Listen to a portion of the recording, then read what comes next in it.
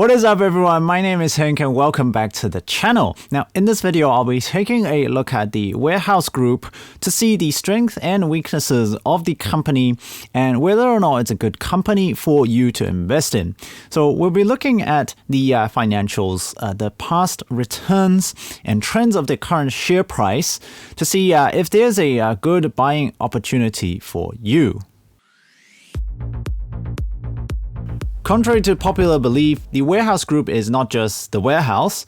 They own and operate a chain of retail stores including brands such as the warehouse, of course, but also warehouse stationery, No Leeming, Torpedo 7, One Day, and the Market, which is an online e-commerce platform. Now they have more than 250 retail stores, along with online stores throughout New Zealand with more than 12,000 employees. So in March 2021, they released their half-year results for 2021, and some key highlights include a 7.4% increase in group sales and a 15.8% increase in gross profit, with a massive 50% growth in online sales. So online sales for many retailers have seen a significant growth over the lockdown period. So looking at their basic finances, their revenue across their multiple brands over the full year have also been trending upwards over the past few years, with a small but steady increase in their total revenue. Their net income increased significantly in 2019 up to 64 million, but dipped downwards again in 2020 due to all of the lockdowns, back to 44 million. For the trailing 12 months, is trending upwards again up to $70 million. Due to the uncertainty and the lockdown, they cancelled their dividend payment during 2020.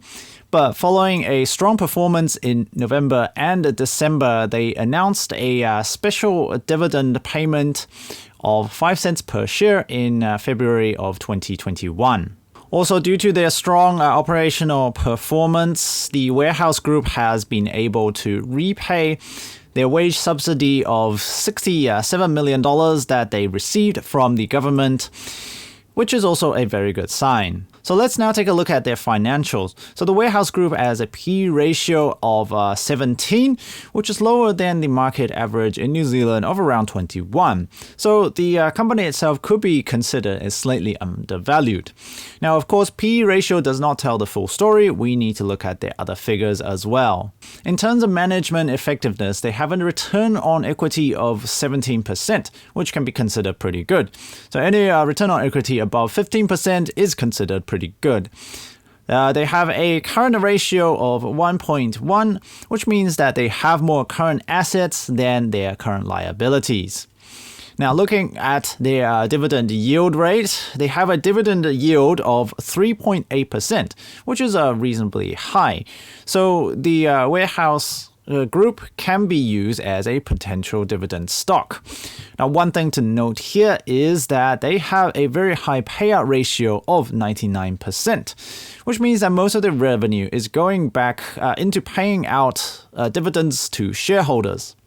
In their half-year report, they have stated that they have a new policy to distribute at least 70% of the group's full-year net profit back into dividend, which again shows that they're focusing on paying back to shareholders.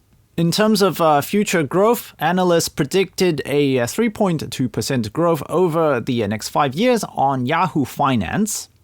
However, the analysts on Simply Wall Street predicted a negative 0.9% forecasted annual earnings growth on Simply Wall Street. The consensus is that the company will not be growing significantly over the next couple of years. Holders of the warehouse group shares have enjoyed a tremendous run-up in their share price over the past 8 months or so, with the share price up by about more than 60%. Now, the same type of run-up is probably not expected to continue. Overall market screeners, the analysts gave them an average price target of around $3.80 per share, which is probably quite a reasonable target.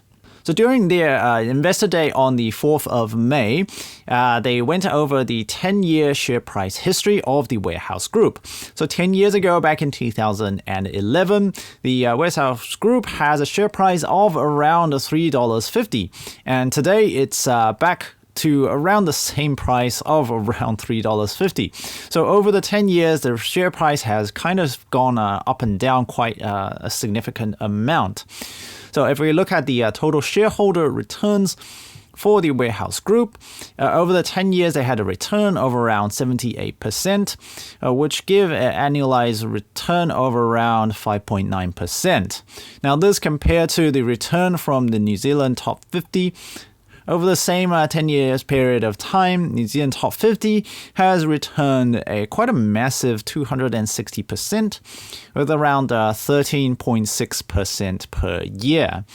Now, if we just compare the two, the New Zealand Top 50 obviously has significantly better return than the Warehouse Group itself. However, the Warehouse Group has always maintained a pretty solid dividend payout over the past 10 years. So what does this all actually mean? So overall, the Warehouse Group is a company that is more pivoted towards returning its earnings to shareholders rather than reinvesting into rapid future growth of the company. Now, this doesn't necessarily mean that it's a bad thing. Now, it's always nice to have a few companies in your portfolio that provide good dividend returns rather than putting all your eggs in the growth company basket. While it had a pretty good run-up in the share price after the lockdown, it is probably not going to keep going at the same pace. At the moment, it has a share price of around $3.50 per share and maybe still considered slightly undervalued by a few analysts. So it might be still worth picking up some shares if you are looking for dividend returns. If you are looking for more potential New Zealand companies to invest in, be sure to check out my company reviews playlist, and I will see you in the next video.